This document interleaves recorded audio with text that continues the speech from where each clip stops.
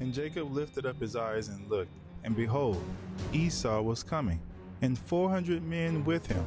So he divided the children among Leah and Rachel, and the 2 female servants. And he put the servants with her children in front, then Leah with her children, and Rachel and Joseph last of all. He himself went on before them, bowing down to the ground 7 times until he came near his brother.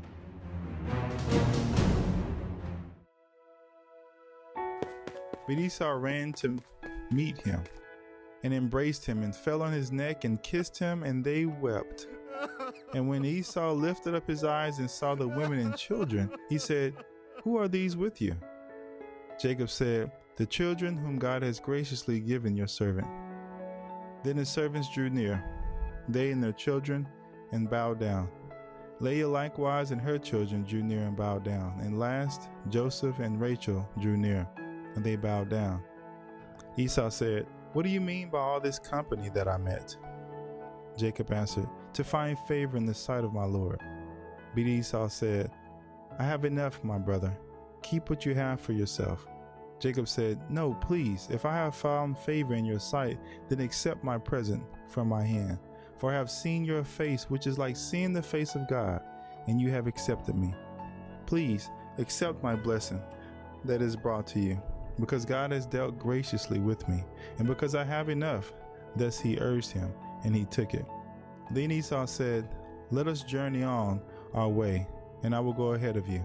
But Jacob said to him, "My Lord knows that the children are frail, and that the nursing flocks and herds are a care to me.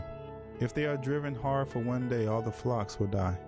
Let my Lord pass on ahead of his servant, and I will lead on slowly, at the pace of the livestock that are ahead of me, and at the pace of the children, until I come to my Lord in Seir." So Esau said, "Let me leave with you some of the people who are with me." But he said, "What need is there? Let me find favor in the sight of my Lord." So Esau returned that day on his way to Seir. But Jacob journeyed to Succoth, and built himself a house and made booths for his livestock. Therefore the name of the place is called Succoth. And Jacob came safely to the city of Shechem, which is in the land of Canaan, on his way from Padan Aram, and he camped before the city. And from the sons of Hamor, Shechem's father, he bought for 100 pieces of money the piece of land on which he had pitched his tent. There he erected an altar and called it El Elohe Israel.